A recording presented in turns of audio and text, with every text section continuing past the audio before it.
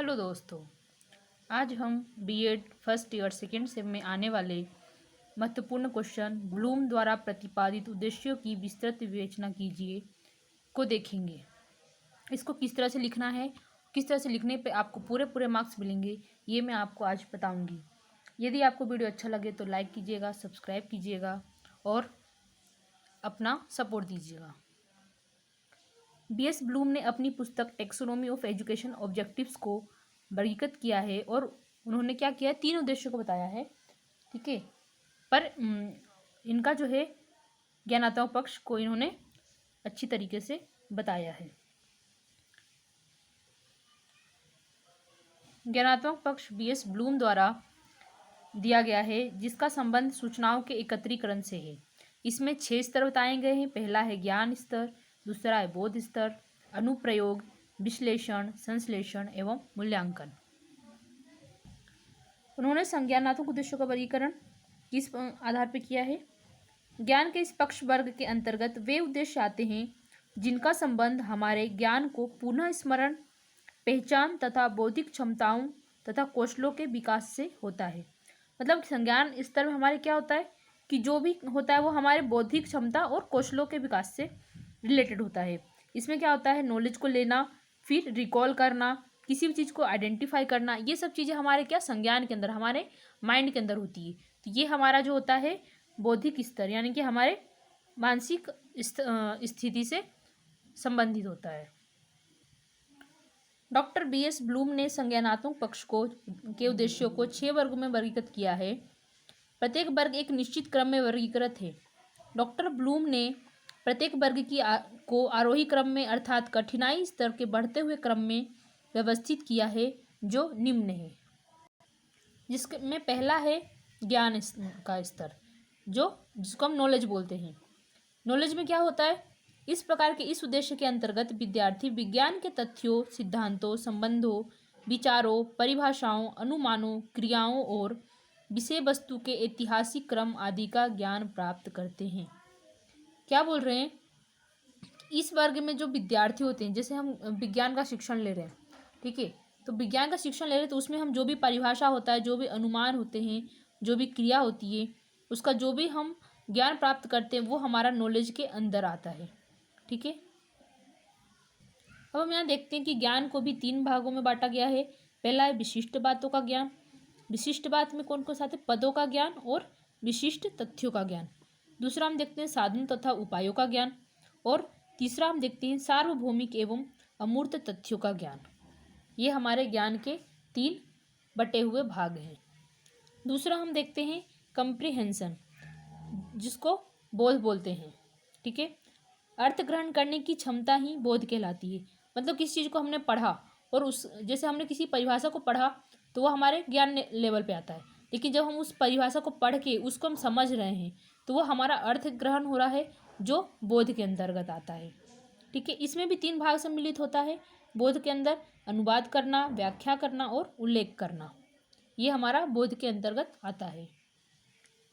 प्रयोग यानी कि एप्लीकेशन, हमने पहले नॉलेज ले लिया, फिर हमने किसी भी चीज़ का अर्थ ग्रहण कर लिया, यानी कि बोध हमने ले लिया। अब हम तीसरे लेवल पर उसको क्या करेंगे, अप्लाई करके देखेंगे कि जो हमने पढ़ा सीखा वो हमारे लिए एप्लीकेबल है या नहीं। ठीक है, तो प्राप्त किए गए ज्ञान का नवीन या विभिन्न परिस्थितियों में उपयोग करना ही इस उद्देश्य के अंतर्गत आता है। अतः इस उद्देश्य को ज्ञान व बोध उद्देश्यों को प्राप्त करने के बाद ही किया जा सकता है। इसके स्तर भी 3 हैं। जैसे पहला है सामान्यीकरण करना, दूसरा है निदान करना और तीसरा है नवीन परिस्थितियों में प्रयोग करना। ठीक है, सामान्यीकरण यानी किसी कोई भी परिस्थिति आए तो हमने जो जिसमें पहले जैसा काम करते थे उसमें फिर उसी तरह से करेंगे। लेकिन हमारे सामने यदि कोई प्रॉब्लम है तो उसको हम क्या करेंगे, निदान करना। ये हमारे एप्लीकेशन बेस्ड होंगे। या फिर हमारे सामने कोई नई परिस्थिति आई तो उसमें भी हम प्रयोग करके सीखेंगे, तो प्रयोग करेंगे और अपने काम को हम इजीली कर देंगे। तो यह भी हमारा एप्लीकेशन उसमें आता है। चौथा हमारा स्तर है एनालिसिस यानी कि विश्लेषण। अब विश्लेषण में हम क्या करते हैं, जो भी सीखी गई विषय वस्तु के विभिन्न तत्वों का विश्लेषण इस उद्देश्य के अंतर्गत आता है यह उद्देश्य उपयुक्त 3 उद्देश्यों के प्राप्त करने के बाद प्राप्त किया जाता है।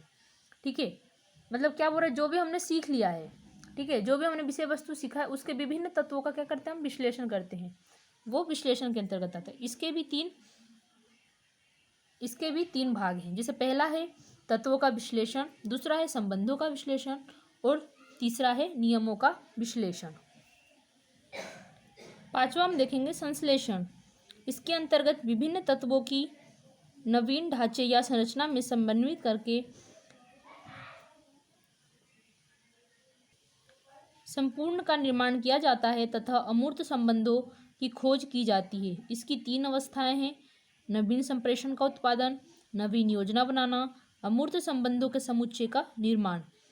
इसका मतलब ये है कि जो भी हमने विश्लेषण में क्या किया, हमने जो भी सीखा वस्तु उसको विश्लेषण किया, है ना। लेकिन जो संश्लेषण होता है, इसमें हम जो भी तत्व हमने सीखा या फिर जो भी नई संरचना है, जो भी नया चीज़ हमने सीखा, उसके संपूर्ण निर्माण, यानी उसके पूरे होल की बात कर रहा है ये। ठीक है, जो भी पार्ट है उसके पार्ट की बात नहीं कर रहा है, ये पूरे भाग की बात कर रहा है। ठीक है, और जो भी हमारे अमूर्त संबंध है, मतलब किसी भी चीज़ से हमारे जो भी अमूर्त सोच है उसके साथ संबंध की खोज की जाती है। ये किसमें होता है, संश्लेषण में होता है। ब्लूम के संज्ञानात्मक उद्देश्य का जो छठा है स्तर, वो है मूल्यांकन, यानी कि इवैल्यूएशन, जो हमारा सबसे उच्चतम स्तर है और ये सबसे लास्ट का स्तर है। इसके अंतर्गत आंतरिक एवं बाह्य मानदंडों के आधार पर निर्णय करके सीखे गए ज्ञान का मूल्यांकन करना आता है। मतलब हमने अभी तक जो भी सीखा, जो भी प्रयोग किया, जो भी हमने ज्ञान लिया, ठीक है, संश्लेषण किया और विश्लेषण किया, तो उन सब का आंतरिक और बाहरी रूप से हमने जो भी ज्ञान लिया उसका मूल्यांकन करना ही मूल्यांकन में आता है। ठीक है, इसमें किसी घटना, वस्तु, तथ्यों आदि के प्रति आलोचनात्मक दृष्टिकोण अपनाकर उसकी उपादेयता एवं उपयोगिता के संबंध में निर्णय लेते हैं। ठीक है, कोई भी घटना है हमारे सामने, कोई भी वस्तु है, तो उसको क्या करते हैं, उसके हम सकारात्मक और नकारात्मक दोनों पक्षों का हम देखते हैं, है ना। और उसकी क्या उपयोगिता है और क्या उसकी उपादेयता है, मतलब क्या यूजेस है, ठीक है, उसके संबंध में हम निर्णय लेते हैं। इसके भी 2 प्रकार हैं: आंतरिक साक्ष्यों के आधार पर मूल्यांकन और बाहरी कसौटियों के आधार पर मूल्य निर्धारण। ठीक है, इस प्रकार से स्पष्ट है कि विभिन्न शिक्षण विषयों में निहित तथ्यों, सिद्धांतों आदि की सहायता से ज्ञान से लेकर मूल्यांकन तक के उद्देश्य की प्राप्ति करके ज्ञानात्मक पक्ष को विकसित किया जाता है। ठीक है, ये हमारे biology, pedagogy of science, biology और केमिस्ट्री के लिए दोनों में पूछे जाने वाले प्रश्न, कुछ महत्वपूर्ण प्रश्न हैं, इसलिए आप इसको ध्यान से देखिएगा और पढ़िएगा, और यदि पसंद आए तो लाइक भी कीजिएगा। धन्यवाद।